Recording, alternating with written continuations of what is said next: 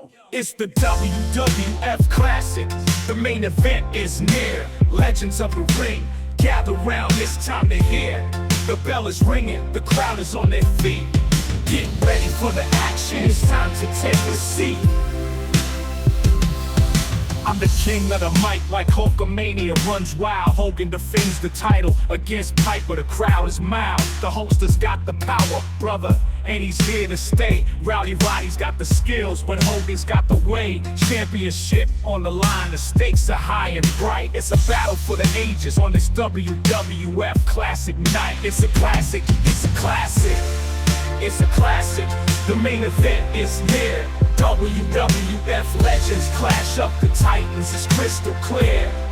It's a classic, it's a classic. The action never ends. WWF Classic, where the legends of wrestling transcend. Jesse, do you remember July 31st, 2015? That's the day we lost the true cornerstone of professional wrestling, Roddy Piper. Absolutely, Gorilla. When I think of Roddy Piper, the WWF Wrestling Classic comes to mind. You could argue that Starrcade '96 was his last main event on a high-earning show, despite his appearances in the first WrestleMania and first Starrcade. But honestly, Jesse, 1985 was Roddy Piper's glory period.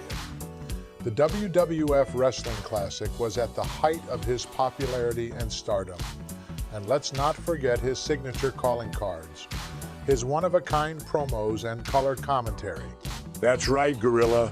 His commentary work wasn't just limited to the WWF booth. He also worked alongside Gordon Solie in the Georgia Championship Wrestling booth in the early '80s. And before Jesse Ventura took over, Piper's role was revolutionary. He showed disrespect to Solie and advocated for the heels, highlighting the hypocrisy of the baby faces. Exactly, Jesse. Piper's commentary style was all about turning the heel commentator into a babyface by having him stand up for the straight man announcer. And if you messed with him, you messed with him, you messed with the bad guy in the booth. When we talk about 1985, we can really put our finger on the pulse of what made Roddy Piper special. He was an irreplaceable part of the rock and wrestling connection boom that put the World Wrestling Connection boom that put the World Wrestling Federation on the map. That's right, Jesse. He was the point man who got the mic and was able to get over the idea that this was a culture clash between old school guys like himself and the '80s rock and roll scene. He was going to call them out, be snarky about it, and even make racially tinged remarks to get under Mr. D's skin. And let's not forget his biggest contribution to the industry, WrestleMania 1.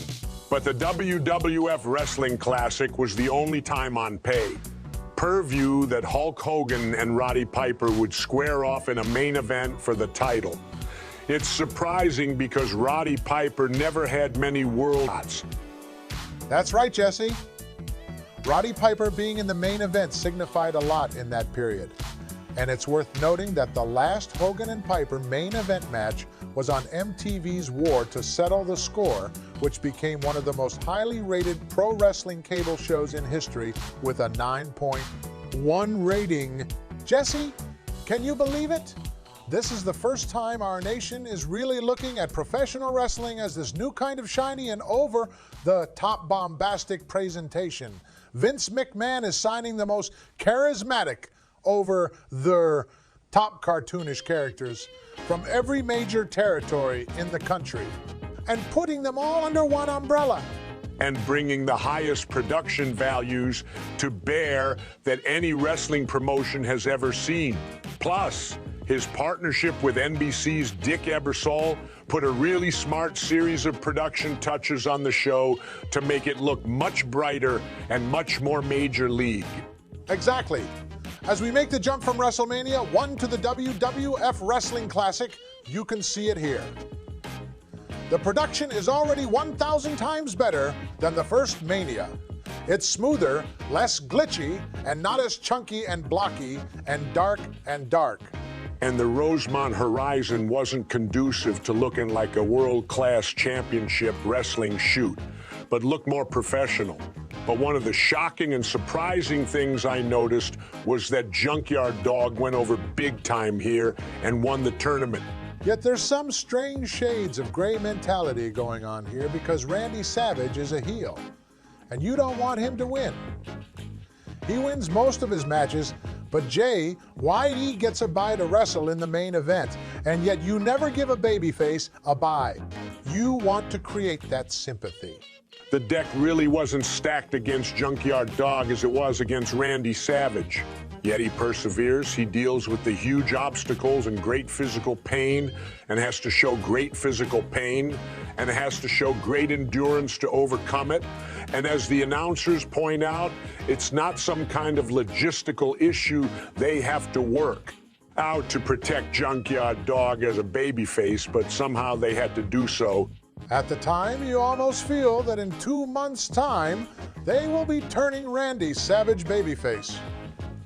Yet 2 months turns into 2 years, as it would take a lot more time for Randy Savage, who is brand new to the promotion. Now, Randy Savage was not around for WrestleMania 1. He signed with Vince McMahon as World Wrestling Federation in June 1985 and made his debut on Championship Wrestling. He was billed as the top free agent in pro wrestling, and his gimmick was a crazed, egomaniacal bully who mistreated Miss Elizabeth and threatened anyone who even looked at her. When you consider the timetable of how big a star Randy Savage was going to be, and even with the Junkyard Dog and Randy Savage wrestling in the main event match, you still come away deeply connected and engaged with Randy Savage. He's the one you end up thinking the most about, whether it's positively or negatively. He's the one that wrestled 4 times and made it to the finals. He's the one that came close but lost due to a lot of stupidities of sorts, which in the end makes this a strange and bizarre show. Jesse, can you believe the way they're running these tournament matches? It's like they're trying to cram as much as possible into a small time window, just to fit everyone in. And then they have the nerve to pull the rug out from under a guy, resulting in 2.5-minute finishes. It's like they're trying to keep us on our toes. I know, right? And to make matters worse, we're bombarded with something new on the TV screen every 15 seconds. It's like they're trying to keep us distracted from the fact that most of these matches are the result of cheating and in-ring shenanigans. I mean, when was the last time we saw a clean wrestling match with a legit victory? Exactly. It's like they're more concerned with putting on a show than with actually having a fair competition. And don't even get me started on the fluke wins or the ones that are the result of some crazy move, like Dynamite Kid's missile dropkick to Nikolai Volkov. It's like they're trying to create drama instead of letting the wrestling speak for itself. You know, I think this all goes back to the early days of the WWF when Vince was trying to do these big shows featuring all the stars in the locker room. He felt pressure to give everybody a payday just to keep them happy and on the roster. And that's how we ended up with these crazy tournament matches. That's right, Jesse. And this was all part of the WWF's first pay-per-view venture. Before WrestleMania 1, you had to go to a select theater to watch the closed circuit program. But with the Wrestling Classic, it was only available in a limited number of homes where you had to get a special device from your cable company to watch it. It was a whole new ball game, and Vince saw the potential for massive profits. Exactly. And even though it was only available in a limited number of homes, the people who could get it wanted it. They thought it was cool to be able to watch a live sporting event from the comfort of their own homes, especially during a time when pro wrestling was at its hottest period since the 1950s. And that's how the WWF became the darling of the cable industry and why they were able to keep the doors open for so many years. That's right, Jesse. And it all starts here with the Wrestling Classic at a time when only tens of thousands of homes even had access to the event. It's crazy to think that only 47,000 homes had cable, and maybe 100,000 homes had cable, and maybe 100,000 homes had access to the event, but despite the limited reach, it was a huge success, and it paved the way for the WWF's future pay-per-view ventures. You know, Jesse, with the junkyard dog being plucked from Bill Watts' territory, he became a huge superstar in New Orleans and the American South. And here he is, kind of the number 2 babyface to Hulk Hogan during the 1984 and 1985 boom period. That's right, Gorilla. The crowd is going nuts for him. He's one of the greatest baby faces the industry has ever seen. The WWF is positioning him as a top star, and it's paying off big time. This is a huge time for the WWF, Jesse. Saturday night's main event debuted in 1984, and the war to settle the score registered a 9.1 rating. They're coming off a big year, doing things they never thought possible before in terms of national penetration and numbers. And speaking of big matches, let's talk about the main event between Hogan and Piper. Piper had a way of carrying himself like he was unstable and crazy. You were afraid he might rip Hogan's throat out. It wasn't about seeking revenge. It was about reminding the crowd and Hogan that he's dangerous and bad. That's right, Jesse. Piper was a master of making you think he was on the edge of sanity. He'd say something funny, but then immediately turn dark and devious. He wanted to make sure you knew he wasn't someone to be trifled with. And one of the reasons Piper would never job to Hogan is because he saw what happened to other wrestlers who did. They'd make a lot of money, draw good houses, but after Hogan beat them, they'd get pushed down the card. Piper was smart. He figured if he never lost to Hogan, he'd never lose his main event status. And now here we are with Hogan putting his WWF championship on the line against Roddy Piper. The WWF is still figuring out what kind of promotion it wants to be, what kind of TV it wants to be, what kind of TV it wants to produce. And looking at the tournament matches on the card, it's clear they're still experimenting with their booking style. Yeah, Jesse, it's a loosey-goosey show. Only 5 clean finishes out of 15 matches. It's not like the 1998 Survivor Series, that's for sure. But hey, it's still an entertaining show, and we're lucky to be a part of it. One of the advantages of going back and looking at this event all these years later is that you get glimpses of just about everybody on the roster who's being positioned before they went on their signature runs. Here we see Ricky Steamboat before he went on that famous feud with Randy Savage that eventually made him a IC champion. Yeah, and here we are introduced to Savage and Steamboat Part 1. And look at the British Bulldogs before they became the Tag Champion Bulldogs. Wow. Does Dynamite Kid look like he's gonna die? Good God! The man has a basketball for a bump that looks like it's shoved up his ass. This is way before Scott Steiner and his inflation at Fall Brawl, 1997. This inflation is so bad that Lehman Brothers closed. Even though the Hulk Hogan and Piper main event isn't any kind of blowaway match, it's indicative of the feud. They circle around each other a lot, but there's no resolution. By design. This was as far as Piper was going to go. And he was never afraid of telling Vince McMahon that he's his own boss here. Yeah, and now we're turning our attention to the WWF Wrestling Classic, November 7, 1980, with 14,000 on hand at the Rosemont Horizon in Rosemont, Illinois. We open with a fantastic 80s WF logo graphic, but then they introduce us to WrestleVision. What the hell is WrestleVision?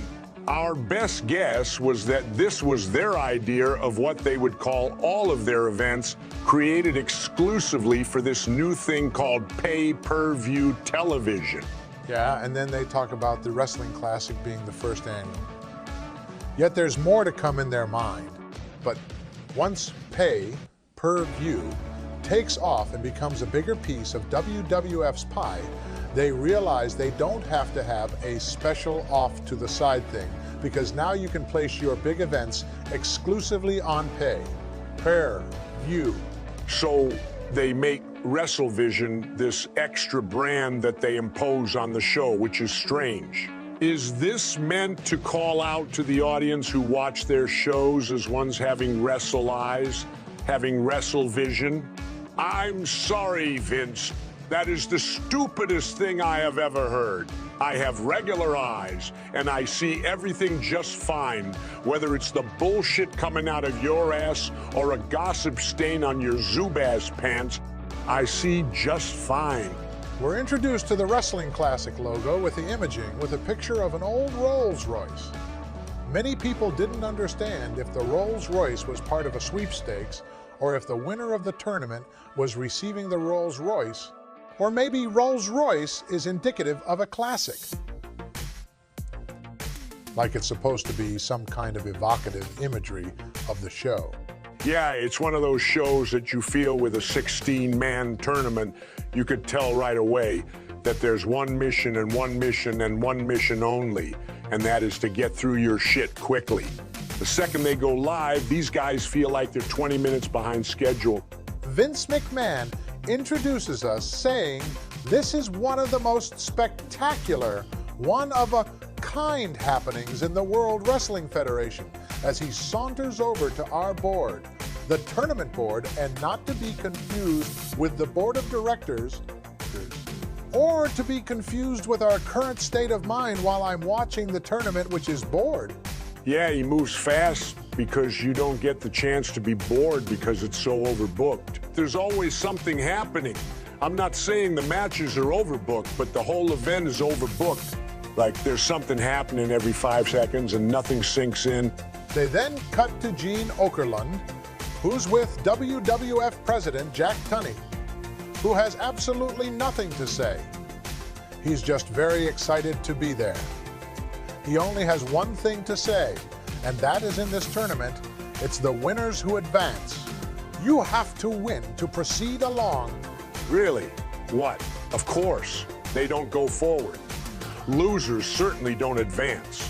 Although with Jack Tunney being in this position, would losers sometimes do advance? They certainly would advance up the front office and up the corporate ladder, all the way up to kiss that brass ring. Back to Vince McMahon, as he introduces us to our commentators for the evening, myself, Gorilla Monsoon, and Jesse Ventura. Oh, will someone please put those 80s clown nose microphones down in front of their faces? Right now, it's making me look like one big 80s clown. And here, the bell is going off at 1,000 miles an hour to start us off. It's like, we gotta go, we gotta go, we gotta go. Seriously, that's what it sounds like. It's like, come on, people, places, we have to ring the bell. Let's get moving. Welcome to the Wrestling Classic, folks. We've got a real barn burner of a match coming up for you tonight. Jimmy Hart is out first, introducing his entourage, Adrian Adonis, looking sharp in that custom leather jacket. That's right, Gorilla. And let me tell you, this is pre-Adonis playing the gay character to its most offensive end. Unfortunately, he was at the point in his career where his size was becoming an issue. And his opponent, Corporal Kirchner, is making his way to the ring. He's the pride and joy of the 82nd Airborne. That's right. And by contrast, Adonis is the street wise fighter from New York City. Not to mention, he's my former tag team partner in the AWA as one half of the East-West Connection. Corporal Kirchner is looking like one of those G.I. Joe Hall of Fame figurines, similar to a Ken doll. Whoa, what's up with the turnbuckles, boss? Honestly, I feel like I'm watching a Mid-South show or something. I know it's just not New York. No turnbuckle pads, no stuffing in the pads, no WWF logo on the pad in the corner. Yeah, this was in the pre-WrestleMania days when arenas would come with their own rings to some degree. And you got what you got. Certainly a lot of banging and clanging going on. A lot of extra plywood under there. It's making a lot of noise. Sounds like the 4th of July fireworks when a guy takes a body slam. I mean, Just a simple arm drag would cause an explosion of sound. Honestly, it sounds like the cannons firing during the 1812 overture. It's more like the 1985 overture here at the Wrestling Classic. And don't forget, folks, there's a 10-minute time limit in this first round. So they're actually trying to establish a reason why these first round matches would go so quickly. Yeah, because this is a prestigious tournament and the winner can write his own ticket. Ticket to what? Parking violations? Does he become a parking enforcer or something? This brings a whole new meaning to the term enforcer. Sounds like exactly what Arn Anderson's job was. I could see him slapping an orange envelope on a car in Marietta, Georgia. Yeah, that's what happens when the Four Horsemen would interfere in match. Sting's got the cover, and he's going to beat Flair, and Arn Anderson would come in and slap a ticket. Oh man, that's a great visual, Gorilla. Adonis begins the match, going to Corporal Kirchner with a huge backdrop driver. Even though Adrian Adonis is putting on weight, it's amazing how quick he actually is. For being an exceptional performer and an exceptional worker, he loads up an elbow and drops him with a shot to the head. They say Corporal Kirchner is guts personified, but I actually think Adonis is guts personified. He is doughy as the day is long. Yeah, there's an elbow right into the esophagus area. Gorilla, what are you talking about? Talking about a hard drink at the bar. Show sucks already. I'm thinking of hightailing it to the post. Show party. A couple of stiff ones will take a toll on you pretty quickly. Yeah, I'd venture to guess that the corporal would be more pleased jumping out of a plane at this point than tangling with Adrian Adonis as he's putting the hurt on the corporal here in the opening round. I'd be more pleased than jumping out of a plane than watching this match. But that's neither here nor there. Bizarre finish as Corporal Kirchner goes for a suplex. Adonis just kind of drops him on the mat. He hits him with a DDT. More like the DDT from the WCW wrestling game. Yeah. In the video game, Michael Hayes does this brainbuster, but he lifts you up in a suplex and drops you down in a DDT. That's kind of what this is, except Adonis doesn't lift anybody anywhere. He more like throws his foot to the side and almost implants him with the DDT. I guess it could be safe to say that Adonis throws his weight around on the corporal. Yeah. And in just 4 minutes, Adrian Adonis pins Corporal Kirchner to advance in the Wrestling Classic tournament. You mentioned that Adrian lowered the boom on him. Well, just like Moses parted the Red Sea, he certainly lowered something on him. But he certainly wasn't moving muscle, but fat. Adonis just dashes out of there and is out of sight, out of mind, as Howard Finkel is in the ring making another announcement as we continue the assembly line. This match is too short to really be anything of note. I expect that will be the theme of the night. It wasn't a good start, though. Welcome back to the ring, folks. We've got a real treat for you tonight as the Dynamite Kid takes on Nikolai Volkov. Eat your heart out, Tony Schiavone. We've got international competition up north, and we're proud to show it off. That's right, Jesse. The WWF is trying to pat themselves on the back for their diversity, but we've got Russia and England represented right here. And Volkov wants to start things off with a rendition of the Russian national anthem, as is his custom. But Dynamite Kid has a great idea. While Volkov is singing, he's gonna climb up to the top rope and missile dropkick his opponent before he can even finish the anthem. And that's exactly what he does. Dynamite Kid scores one for America in Cold War '85, and in just 9 seconds, it's all over. 1, 2, 3, and Dynamite Kid advances. Even during the singing of the Russian national anthem, we get the obligatory cheers and boos from our freedom-loving American fans. And speaking of great venues, Rosemont Horizon would prove to be a popular spot for the WWF hosting WrestleMania 2 and WrestleMania 13 in the years to come. Chicago truly is one of the great American cities.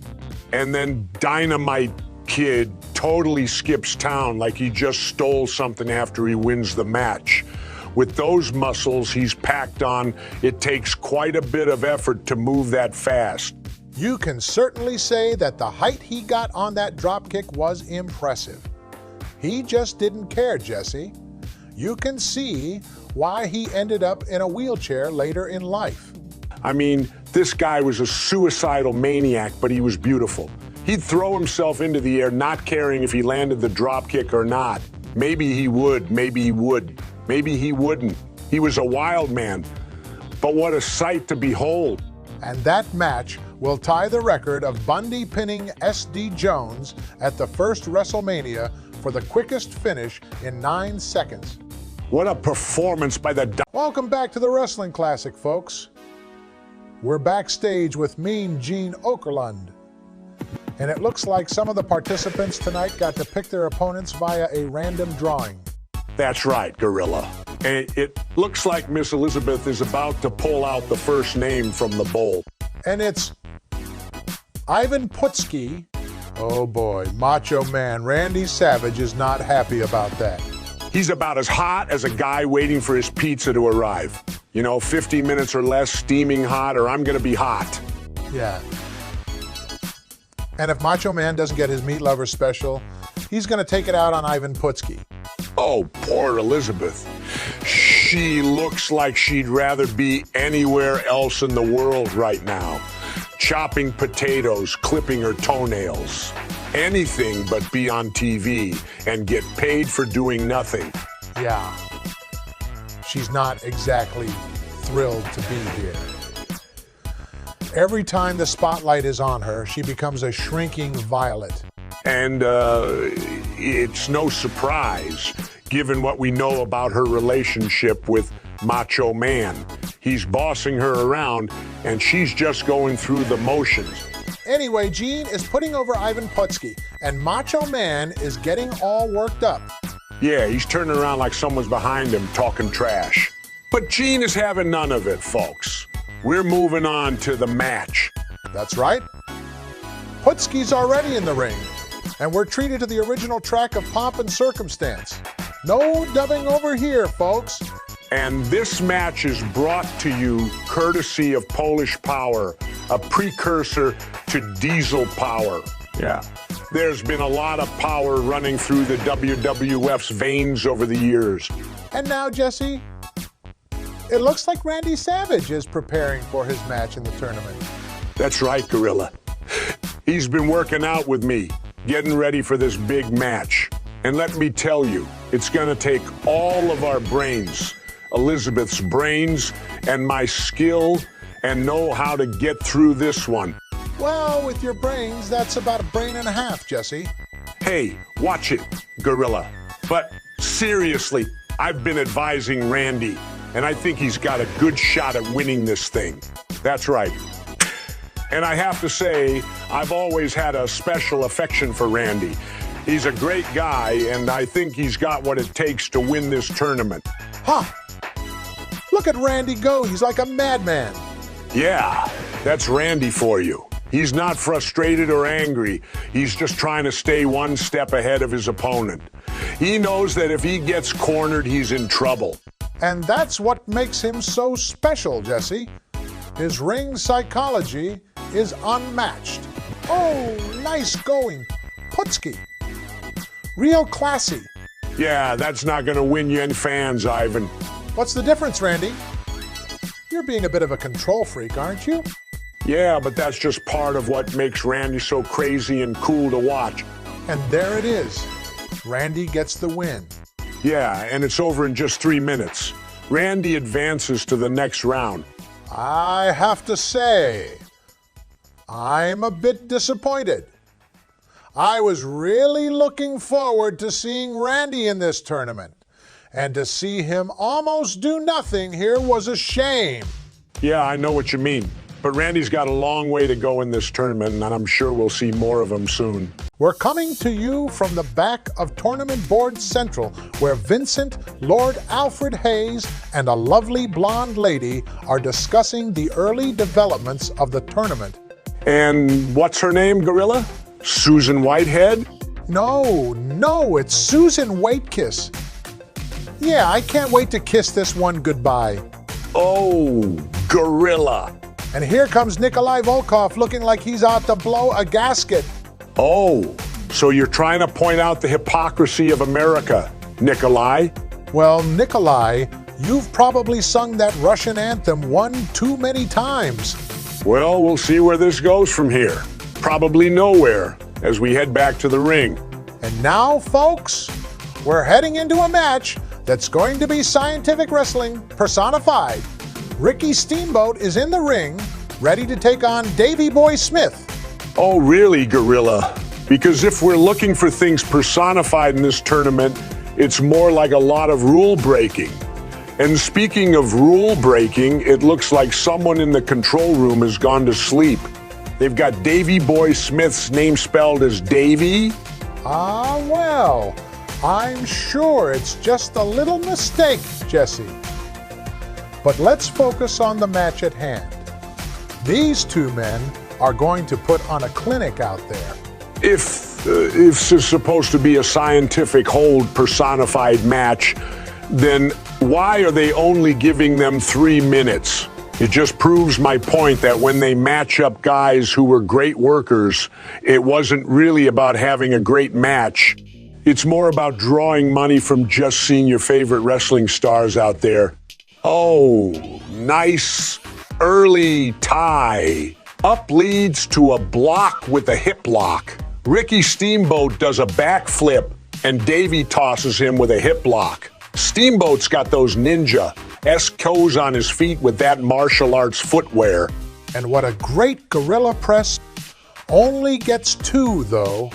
And then second one from Davey with a bit of a delay as he shows off his power. Sure, Gorilla talks about the Bulldog's impressive strength, but Steamboat does a reverse Bulldog suplex and stalls like Davey does. It was a delayed vertical that was actually impressive. Not that I think Ricky Steamboat is any slouch when it comes to strength and whatnot. Yeah, he's portrayed as that kind of guy, not a power move wrestler.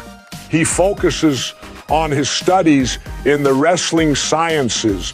Oh, Jesse, you're always good for a laugh. Chemical balance of the wrestling sciences. You mean chemical imbalance, don't you? Yeah, that's what I meant. Ricky demands that all of his opponents spend most of their training in the library researching and understanding the chemical balance of the wrestling sciences. Well, whatever his approach, it's working so far. Steamboat's got the upper hand here. Yeah, but Davey's not going down without a fight. This one's far from over, folks. And then Steamboat's follow-up attempt to splash doesn't quite work out as he ends up across the knees of Davey Boy Smith. Yeah, and Davey Boy takes advantage, hitting a couple of seated drop kicks. He goes for a third one, but Steamboat moves out of the way just in time. And Davey Boy crashes crotch. First into the ropes. I'm not kidding, Jesse. That's the finish. It's a stupid ending. Really stupid ending. Really stupid. I know, right? It's so dumb.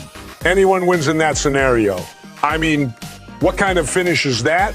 The referee implies that Davey Boy Smith is unable to continue, so he basically forfeits the match because he hit his balls on the ropes. Yikes. This is the first of many really weak finishes.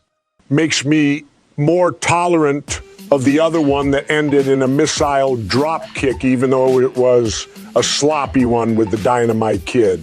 At least that one was fun because Nikolai drew a lot of big heat at the time. Yeah, this one is different.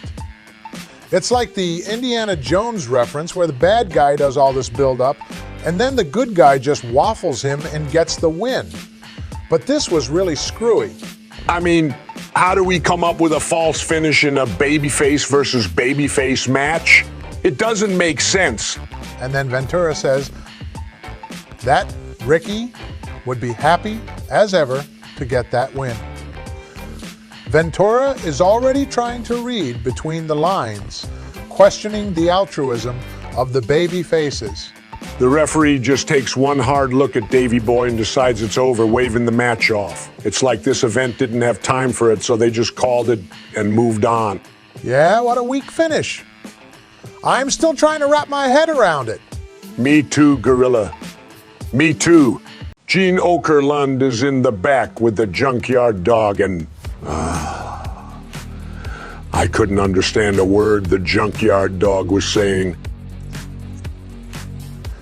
Yeah, it was like he was speaking a different language.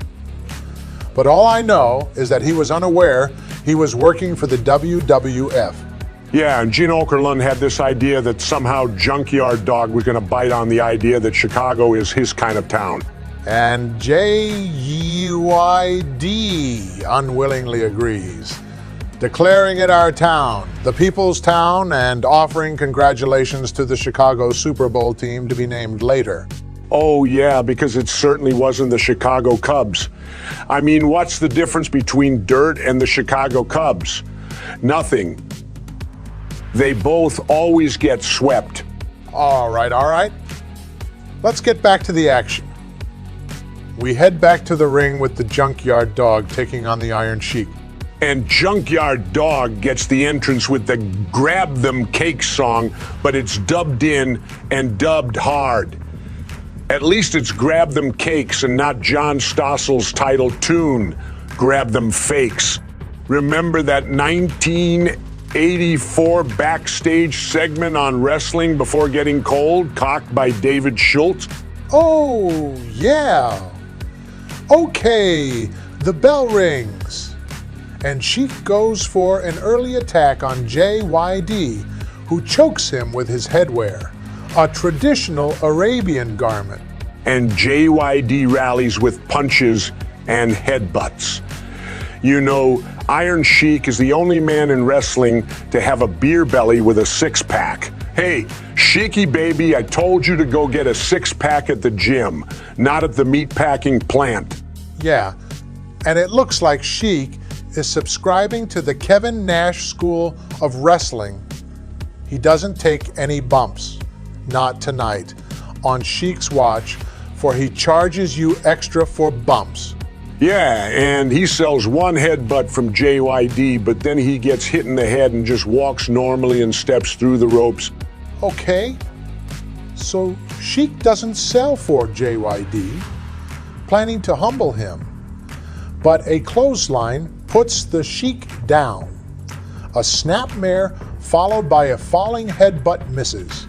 And now Sheik goes for the camel clutch and has it cinched in. They raise JYD's hand 3 times, and it's over. But wait, they all fall to the mat, so it doesn't count. I guess if it falls to the mat on the 3rd time while the hold is being broken in the process, it doesn't count.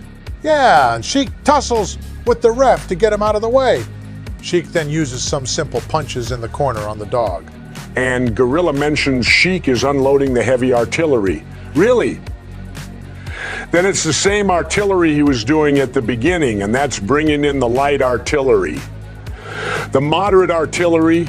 All right, so JYD executes a successful big headbutt, and it's over in 3 minutes as he defeats the Iron Sheik. Wow, is this turning out to be one weird, bizarre tournament? Well, brace yourself, folks. It gets weirder. Welcome back to the Wrestling Classic Tournament, folks. Gene Okerlund is backstage with Terry Funk and Jimmy Hart. And oh boy, does Funk look like a complete idiot in that getup. I don't know who dressed him, but he looks like he just rolled out of a dumpster. Yeah, he's definitely making a statement. And now he's going into a promo saying he wants a shot at the world's heavyweight champion, Paul Orndorff. Wait, no. Now he's saying he wants a shot at Roddy Piper. Make up your mind, Terry. And then He says he's going to prove how smart he is by spitting tobacco juice on the camera lens. Oh, great, because that's exactly what we needed. And of course, he follows through on that threat, covering the whole lens in that disgusting spittle. That's gross. I bet the camera crew had a huge cleaning fee for that one. And fun fact, if you look closely, you can still see the remains of that brown juice on the top left of the screen later on in the promo. Meanwhile, Gene is doing his best to dodge the tobacco spit, trying not to get hit in the face. Anyway, moving on, the bounty is out on Paul Orndorff's head, so all the heels are gunning for him to collect the reward. Right, so that's the context for this next match. We're going back to the ring with Terry Funk taking on Moondog Spot. And oh boy, this is gonna be a wild ride. Funk grabs the mic and says he doesn't want to wrestle Moondog Spot, and he hopes Spot doesn't want to wrestle him either. Spot just stands there, looking like he's waiting for the methadone van to arrive. Yeah, it's like watching a YouTube video of someone smoking K2 and seeing things. Spot shakes his head no, and Funk suggests they both just leave the ring and call it a draw. But the crowd doesn't want that, and Moondog is holding a massive bone, because why not? They both step out of the ring, and then Terry Funk tries to take advantage of Moondog, punching him and trying to get the upper hand. But Moondog catches him and starts beating him up. Funk backdrops Spot into the ring, and before he can climb back up, the ref counts to 10, and it's all over. Wow, ow, that was quick. Moondog Spot defeats Terry Funk in just 17 seconds to advance in the tournament. And we're already at match number 6, folks. We're a third of the way through this show, and it's been a wild ride so far. Spot just stands there in the middle of the ring, staring off into space like he's tweaking. Like he just did a line of meth or something. Yeah, it's been a fun moment for the crowd, but hard to rate this match. I guess we'll just have to keep moving and see what's next. We're heading to the back, folks, where Gene Okerlund is, with Don Morocco and Mr. Fuji. And I've got to say, Fuji's tuxedo and boiler hat are quite the sight. He's channeling his inner chaplain or Oddjob from Goldfinger. Yeah, Fuji's always been a bit of a character, Gorilla. But now he's declaring that Santana is going to be defeated in a hard way. I feel sorry for Santana. Yeah. And then Morocco starts rubbing his hands together in a way that's just unsettling. And he's giving us attitude about only wanting to fight the best to advance in the tournament. Oh, please, Morocco. You're not clever. You're just trying too hard. Stop entertaining yourself at our expense and let us critics do our job. All right. We're back in the ring now, folks, as Tito Santana faces off against the magnificent Morocco. And Morocco's tearing off his ring t-shirt, ready to fight. Oh, look at that ridiculous hair. It's like a bad party that nobody came to. He needs a better barber. Stat. Yeah, it's a bit of a mess. Okay, we're into the match now, and these two are locking up in a rickety ring that's making all sorts of noise. It's intense, folks. Tito ducks a clothesline and hits a crossbody, gets 2. A sunset flip gets 2, and a backslide gets 2 as Morocco goes inside out in the corner turnbuckle. Morocco hotshots Chico on the top rope and hits a knee drop for 2 and a forearm shot. Then he hits a power slam to the ropes, gets 2, and this is getting bizarre. Wait, what's going on here? Tito was supposed to put his foot on the rope after the power slam, but the camera didn't catch it, and the referee is counting 3. Yeah, it's like Tito's trying to do it cleverly, but it's also kind of stupid. He puts his foot on the ropes, but the camera doesn't see it, and the referee is counting 3. and as he comes down, his eyes shift up like he's trying to use his foot. And then the referee notices the foot, and suddenly it's all communicated to Santana that the 3 count didn't go through. So now Tito's got the inside cradle on Don Morocco and gets the pin. And that's it, folks. Tito Santana advances with a cheap win. I mean, it's a bullshit win from the Intercontinental Champion. Don Morocco's out in just 4 minutes. Yeah, what a god-awful win from that taco seller from Tijuana. Gene Okerlund is with Bobby Heenan, the greatest manager of all time. Yet he's not bringing much to the table in this pay-per-view event. Yeah, we see him on TV and get a warm feeling, but then he just says nothing. It's funny. They mention him and feature him twice on the show. He brings up something funny because Heenan's got a hit out for Orndorff, and now he's turning his attention to Hogan with Bundy for WrestleMania 2. That's right, Jesse.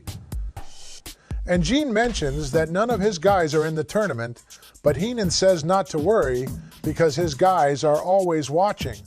Yeah, and Heenan mentions he's bringing $50,000 with him, whether it's Bob Orton or whoever, to pay out the bounty for taking out Paul Orndorff. Thank God he sold that bag back from Andre. I think Andre would have only been able to give out $1,000 of his money. We're now headed for the Dollar Slam Challenge with Bob Orton Jr. versus Paul Orndorff in our last match of the first round of the tournament. That's right, Gorilla. And I've got to refer to Bob Orton as the Mechanic Bob Orton, which sounds more like a 1996 gimmick name next to the plumber T.L. Hopper and the Goon. Yeah, Bob is looking more like the Ace Hardware man. Orndorff is wasting no time, going right to work on that cast and ramming it into the corner, hanging it over the ropes and torquing it in all manner of ways. Yeah, this is the heyday of the Bob Orton cast gimmick here in November of 1985. Hot shot by Orton cuts off Orndorff as he drops him on the ropes, and Dorff pulls down Orton's trunks, and they actually pixelate his ass crack. Jesse, you're really riding me hard tonight. Oh, come on, Gorilla. I'm just having a little fun. You know, I respect you, even if I do like to give you a hard time. Orton bridges up and does a backslide. Gets 2. He tries a flying head scissors in the corner, but I don't think he was really going for that. Yeah, Orton looks more like Gene Hackman's stunt double in the first Superman movie. The crowd is definitely into Paul Orndorff as a babyface here in November 1985. Orndorff gives chase. Orton goes to the opposite side and starts twisting the cast. He's got his back to the ring and he's twisting the cast, apparently in a way that's to get the loaded section in. That's right, to get the loaded section in. But if one part of the cast is loaded, why isn't the whole thing heavy? I guess one of them had to be burning hot, as one of them got the iron plate in it, and the other side is extra soft, cast and plaster. Orton gimmicks up the cast, turns around while Paul Orndorff is not looking, and drops him. Orton thinks he's got a huge score, but indeed, the referee saw what he did. So while he covers Orndorff, the ref slaps Orton on the back for disqualification and raises Orndorff's hand as Orndorff advances to the second round after 7 minutes of tangling with Bob Orton. After the bell, they continue to slug it out as Orndorff sends Orton flying out of the ring and stands tall. You know, Gorilla, they are two good wrestlers, but it was a boring match to watch. The crowd wasn't really into it. There were a lot of holds and reversals in the first half, so it was tough for the fans to react to it. Yeah, the structure of this match didn't work that well in terms of showing off the talents of Santana and Orndorff. The double countout finish is a way to book an ending that gives another wrestler an advance into the next round due to 2 guys being eliminated. Exactly, Gorilla. It just didn't click with the crowd tonight. We're back, folks. And look at Lord Alfred Hayes, holding on to Susan like she's his prized possession. He's got that creepy smile on his face, staring at her like a predator. Yeah, Gorilla, it's like he's trying to sell us something. Feel the power, feel the penetration of his double dragon. Anyway, Alfred's talking about the Dynamite Kid's match against Putski. He's saying that Steamboat had a little more experience. That's why he won. Oh, sure, Alfred. That's why Steamboat won. And now, Vince is saying we're moving to a 15-minute time limit in the quarterfinals. Thank goodness for that. Oh, and here comes Funk saying he was robbed. He's spitting mad. Gorilla. Yeah. Funk's not happy about that finish. And now we've got Dynamite Kid taking on Adrian Adonis in the quarterfinals. Arm drags from the Dynamite Kid. Wait. Where's Jesse going? Oh no, he's gone to talk to Savage. I'm left here all alone. Sorry about that, Gorilla. I had to go talk to Savage. Ah, thank goodness you're back, Jesse. I was stuck here all alone trying to call this match. Yeah, I know, Gorilla. You're not exactly the most exciting commentator on your own. Hey, I'm a great commentator. Oh, sure, Gorilla. That's why they call you the Speedster. Anyway, Dynamite Kid is taking on Adrian Adonis. Adrian's working on the leg. Yeah, stretching those lateral ligaments. And look at that guy in the front row. He looks like Sala from Indiana Jones. He's totally unimpressed by everything. Yeah, he's like the ultimate cynic. Dynamite Kid goes for a sunset flip. Leg kick out. Headlock. Knee drop. Yeah, this is like watching Chris Benoit. Dynamite Kid gets the headbutt. Jimmy Hart tries to stop him. Adonis rolls him up behind. Yes, this is the worst finish with a pinfall, and so dumb. He gets the rolling reverse cradle, and Adonis does as he kicks out, and he gets kicked off, and he gets kicked off into Jimmy, and he just collapses. The fat bitch just falls down on his back as the 220-pound wrestler knocking heads with weensy little Jimmy Hart as it knocks him out. I know, right? He's down as Dynamite gets the pin, and they have Adonis puts his foot on the ropes as the ref doesn't see it this time, but I guess to save face, Adonis has his foot on the rope and the pinfall, and he's over. In 6 minutes, Dynamite Kid advances over Adonis in our first quarterfinal here in the Wrestling Classic tournament. So I guess no leeway for Adonis as he gets his foot on the rope like Tito got. This was pretty good for the time given. The crowd was really into it. Absolutely. Kid was one of the best wrestlers ever due to his innovative style, while Adonis was moving well for a bigger guy. Adonis worked on the left leg for most of the match. Kid sold it well, and then Kid found a way to get the win. Gino Curlund is now with Jesse Ventura, who's still in the back. But before that, Gene says Randy Savage is going up against Ricky Steamboat. Now, this match makes me think the next match is going to be about who makes the best clam. Stanley Steamer or Carpet Cleaner. It's going to be one clam bake match. Hey, what's all the fuss about, Gorilla? Ah, thank goodness you're back, Jesse. Now let's get to the match. Here we go, back to the ring for the first meeting in the WWF between Savage and Steamboat before their classic WrestleMania 3-bout. Yeah, and you can tell pomp and circumstance brings out the Macho Man. He's using Liz as a shield early because he's such a damn coward. Oh, come on, Jesse. Steamboat turns and gets Pearl Harbored by the Macho Man, as he deserves, because you don't turn your back on a rabid animal like Randy Savage. Yeah, but Steamboat responds with some nice chops. Savage is so quick with those jabs, though. Head scissor dumps Savage from the corner and over the top to the floor. Neat little move from Steamboat there. Atomic drop on the outside as Savage is back in.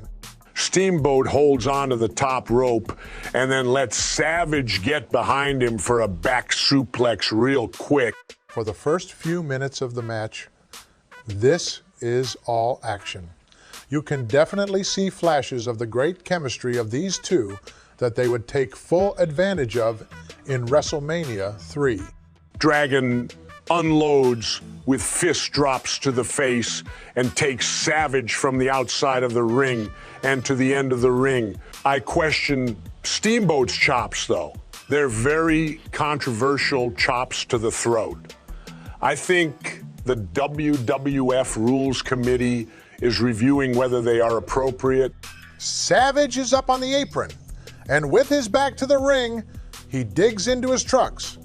You got the big camera with a shot of this as he fishes around in there rather aggressively. I think we got a few scratchings of the balls in there. That's some gimmick in Savage's trousers. So, after a little bit of picket pulling, Steamboat looks to bring Savage back into the ring with a back suplex from the apron in. Savage is up and has his gimmick in his hand. He does the swing, which is great, and he grabs the knucks, and he swings it, Lifts him up for the back suplex, and airborne nails him. We don't see what the gimmick is, and down he goes as Savage stuffs the gimmick back into his trunks during the cover. So that's how it ends in 4 minutes as the Macho Man defeats Ricky Steamboat. I'm disgusted about Savage cheating. Ah, come on, Gorilla. I didn't see anything. I don't know what you're talking about. It's obvious he used a foreign object. You can't deny it, Jesse. Nope, I didn't see anything. You're worse than the Richard Nixon tapes, Gorilla. It's too bad it was only 4 minutes. They still had an awesome match, and it was a nice tease of what they would do less than 2 years later at WrestleMania 3. The fans were really into it. They both moved around the ring so well as two of the best athletes of this era, and I thought it was a technically sound wrestling match. Yeah, Steamboat losing upset the fans, but that's what happens when a heel like Savage cheats to win. We're heading to the back to find out what kind of genius Moondog Spot is. Jesse, this is going to be one hell of an interview. Apparently, Spot is a caveman. He's spouting gibberish and tapping his forehead with a bone. Gino Kurlund is getting absolutely nowhere in this interview. And then, out of nowhere, Spot just says all rights, and that's it. What a waste of time. Well, let's get back to the ring, where it's not much better. It's like we're at the pound watching a couple of dogs battle it out. Moondog Spot is pouncing immediately, coming off the middle rope with a headbutt attempt, but nobody's home. You said he telegraphed that move 14 blocks away, Gorilla. I've never thought of it that way, but I guess that's one way to look at it. JYD is fighting back with some headbutts. But where's the referee? This is a mess. Junkyard Dog is just gonna pin him anyway. He's covering Spot and counting his own 3. I guess it's not a problem. But what's going on with the refereeing? I know. It's on Jack Tunney for not getting a referee out there fast enough. This is a quick match, probably for the best. JYD was the bigger star, but what a strange way to end it. Yeah, I have no idea why there was no referee. That was just weird. Gene is now with Bobby Heenan, and he says he's scouting the best talent in the world. He mentions Hulk Hogan, but says he's tired, drained, and ready to be picked clean, and there will be a new champion tonight. And the match with Piper is the Brain's prediction. That's right, Gorilla. And now we've got Paul Orndorff and Tito Santana in the ring, a battle of baby faces. The crowd has to decide who they're rooting for. I think they're gonna pick Orndorff. Yeah, and I hear some boos when Tito's introduced, probably because he advanced. You think Chico's going to take the $50 grand bounty money and eliminate Orndorff. Oh, absolutely. A taco salesman from Tijuana can be bought, Gorilla. I'm guessing in Mexico you sell tacos the same way you sell encyclopedias. Well, I think Chico can't be bought, Jesse. And look, Tito's got a heavily taped left leg. I speculate it might be a torn hamstring. A hamstring sounds like something you throw down the basement stairs to Moondog Spot. But seriously, Orndorff's got that chicken wing locked in deep. He's trying to coax a submission out of Tito while not being unsportsmanlike about it. Yeah, Orndorff's not looking to completely exploit the injury that Tito comes in with. But Jesse, you think he's going to erupt soon? Oh, I can feel the volcano getting ready to erupt, Gorilla. He's casting aside the aspersions of being a good guy and going back to the vicious heel and doing what he has got to do to win. That's the true Mr. Wonderful coming out. Well, Orndorff lifts the atomic drop as Tito sells the leg on impact. And then Paul kind of lays back as he doesn't want to pounce. What's wrong with him, Gorilla? He's got Tito limping and he's not taking advantage of it. This is the true Mr. Wonderful coming out. Well, Jesse, I think Paul's showing hesitation because he's a sportsman. Sportsmen are only involved in duck hunting and pheasant hunting, Gorilla. According to me, Tito is reeking of pain, and I'm sure reeking of chilays, tostados, and guacamole. Yeah, and Paul's finally attacking the leg. I told you, Gorilla. The dark side is being embraced by Mr. Wonderful. And now they're brawling on the floor. Paul grabs a headlock and tries to ram Tito into the post, but gets pushed off. And suddenly, the bell sounds. So that's how they're going to get out of this babyface versus babyface scenario with a double count out. Yeah, with 8 minutes left. Tito Santana's and Paul Orndorff's journey in the Wrestling Classic comes to an end, which means a bye for JYD. You know, Gorilla, they're two good wrestlers, but it was a boring match to watch with the crowd not really getting into it. There were a lot of holds and reversals in the first half, so it was tough for the fans to react to it.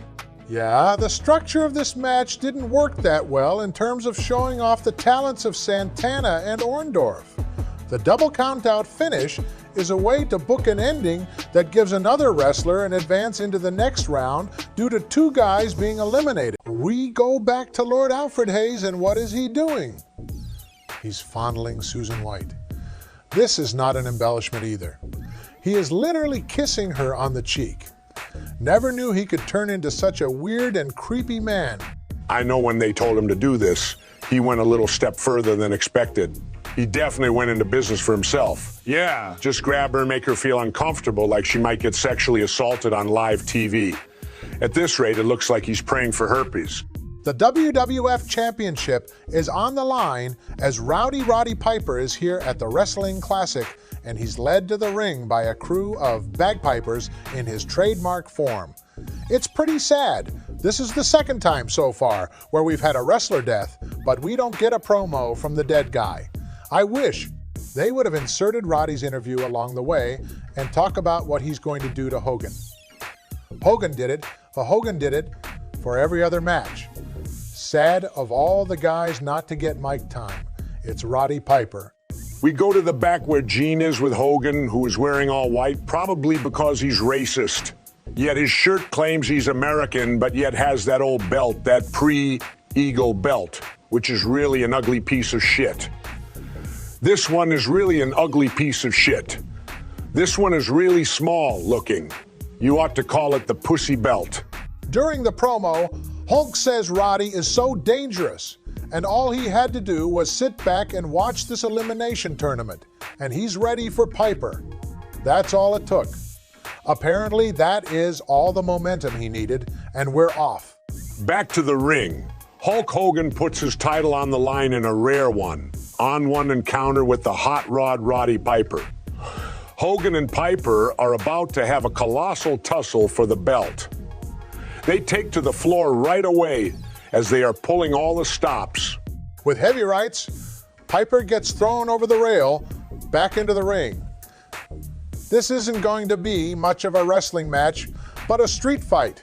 As is Piper's signature, he gives a rake of the way, and Piper answers with a hit to the throat. Piper continues to go for the throat because he's dirty. Hogan reverses an Irish whip and clotheslines Piper in the corner. Those elbows that he drops, he is moving fast. Hogan is running. He is running more than he's run in the last 20 years. And before he drops the elbow, a clean back suplex by the Hulkster. Certainly textbook stuff, and a deep body slam, and an elbow, and a few punches land Roddy Piper hard into the mat. Piper on the ropes just nails him, and then jumps to get some airtime. He then goes off the middle rope into a big bear hug by Hogan, but he has to use a double thumb to the eye to break the bear hug and sells his back huge to Piper. A sleeper applied by Roddy Piper, and he jumps up on Hogan's back to really sink it in deep. To the mat they go. Hogan's arm goes up twice, but does not hit the mat 3 times. Finger begins to wag as the Hulkster is still alive here. Piper grabs a headlock, but is shoved into the post. A drink goes flying as they try to nail Piper. The Chicago faithful tried to nail Piper with a cup or two and punches Hogan. Hogan gives the hoof and is not fazed by the shots of the hot rod. They try to scramble into the ring, and Hogan punches back in. Then there is kinda a clumsy Irish whip sequence where Hogan gets the boot up. Piper won't go down because he knows Hogan will shoot on him and go for the leg and get the pin. He doesn't want to put himself in a compromising position. Piper doesn't know about Hogan's big boot and leg drop. He figures he is going to do what he needs to do, and I will ignore what you do.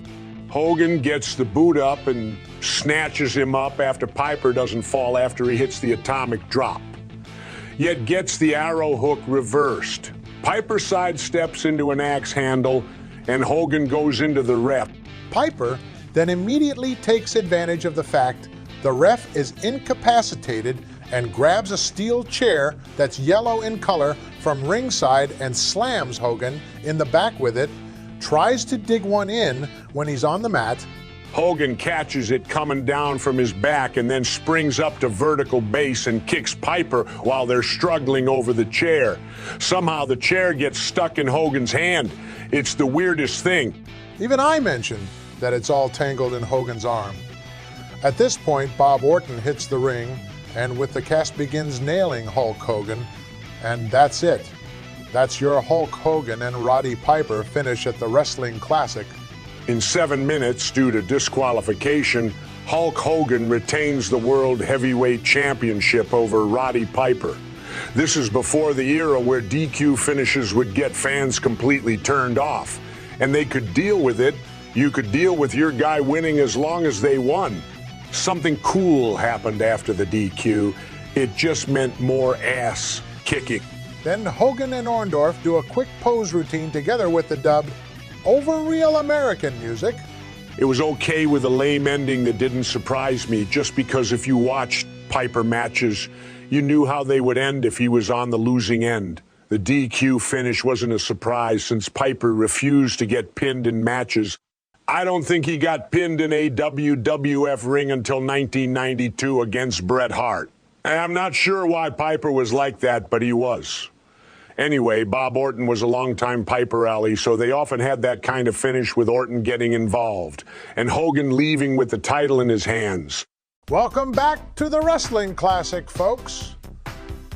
Gene Okerlund is in the back with the Junkyard Dog, and it looks like JYD is ready to take on all comers in Chi-Town. That's right, Gorilla. JYD says he's been training for 2.5 weeks, and he's already dropped from 285 to 266 pounds. He's looking fierce. And then out of nowhere, Jimmy Hart comes storming into the frame, screaming at JYD. What's gotten into him? No idea, Gorilla, but it looks like everything is about to blow in Chi-Town, including the Wrestling Classic tournament. And speaking of which, it's time to determine who will face JYD in the finals. Randy Savage is taking on the Dynamite Kid, and this is a match that could go 25 minutes easy. But what do we get? A paltry 5 or 6 minutes.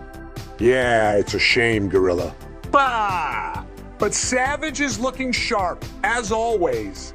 Check out that red, silver, and blue cape he's wearing. It's like something out of a bedazzled dream. And the match is underway, with insane lockups between Savage and Dynamite. These two are going at it with intensity, folks. Savage is really trying to make a statement here, Gorilla. He's getting the full superstar treatment, and it shows. Every one of his opponents so far has been given the job of making him look good. And now Savage is getting frustrated, leaving the ring in a huff. I'm still not sure what Liz's function is, Jesse. Yeah, she's not doing much of anything, is she? Anyway, Savage is back in the ring, and he's taking control with a sucker punch to Dynamite Kid's back. And then a big backdrop by Dynamite Kid. This is turning out to be a real back. And fourth match, folks. And now a mid-ring collision on a close line attempt takes both men down. This is getting good, Gorilla. Dynamite Kid is going up top and... oh my. A drop kick cuts off Savage. And now Dynamite is going for a superplex from the top rope. This is huge, Gorilla. Dynamite Kid was doing this move in New Japan as early as 1982, but this might be the first time he's done it on a televised WWF show. And down they go. Both men are out, but Dynamite lifts his legs to try and pin Savage. And Savage uses that to shoot a quick cradle from his back. Wow, finish, Gorilla. Savage hooks him good, and in 5 minutes he's advanced to the finals against the Junkyard Dog. The crowd is booing Jesse, but they don't understand the finish. Savage's one shoulder was up, while both of Dynamite's were down. It was a very new finish, and it always gets set up off the superplex, which was a very rare move in '85. Yeah, the replay shows Savage's shoulder was clearly off the mat. What a match, Gorilla. Yeah, and Vince is asking her if she's ever ridden in a Rolls Royce before, and she's finally speaking up. She says no, she hasn't, and then Vince asks her if she'd like to ride in one, and she says she can't say that she has. Well, isn't that money? Vince has literally opened a can of worms, and that can of worms is Susan White's mouth. Here she continues her eloquent verbal debut.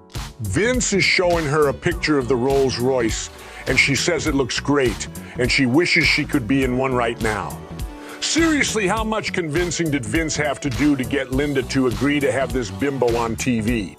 We're going to the ring now, where we see the WWF TV debut of Basil DeVito, the WWF Director of Promotions. He was a key figure for 16 WrestleManias. He's talking about the largest sweepstakes that WWF has ever undertaken. And then they reveal the winner of the Rolls Royce is none other than Michael Hamley of Batavia, Illinois. They're really selling this as if Lord Alfred Hayes is John Cena or something. We then watch this segment die a horrible death as there are all kinds of jeers.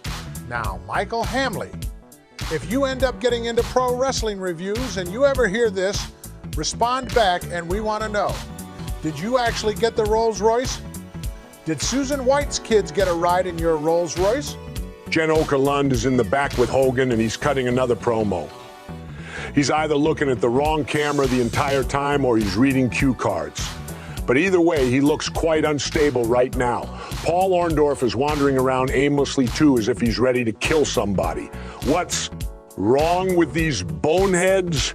They're still continuing the Piper and Orton feud after what took place. They basically say it's not over and we're coming for you.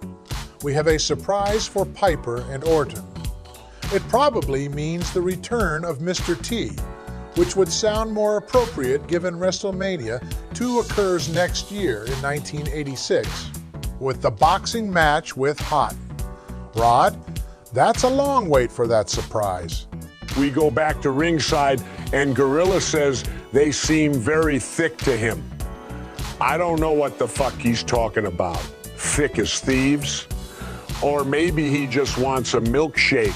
So, now it's time for the WWF Wrestling Classic Tournament final as the Junkyard Dog faces off against the Macho Man, Randy Savage, who limps out in his tie, die number here with a purple headband.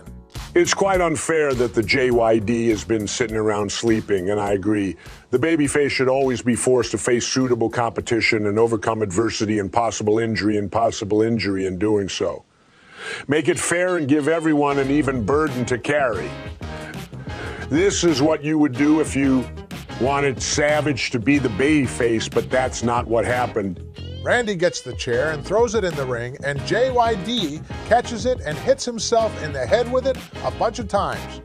Randy puts it up and stays out of dodge and jumps in and out of the ring, acting afraid to engage the JYD. They finally lock up, and Savage just bumps off the push-offs. They took a total powerhouse and then a headbutt from JYD. Randy proves that I am a true contender here in the WF and will take my bumps to prove it. Gino Curlin then joins the announced position with Jesse and me. Jesse asks Gene if this is fair, and Gene mentions that it might not be fair, but this lack of fairness could have happened to anybody.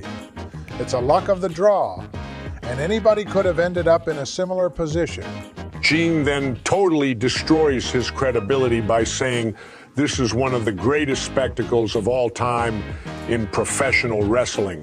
Savage fires out of the corner and knocks down Junkyard Dog with a clothesline. JYD does the power kick out, and Savage goes flying across the ring. Junkyard Dog then hits the floor, and Savage goes up top, drops the big sledgehammer off the top to the outside. Savage is actually getting over here as we can faintly hear the crowd rallying behind him.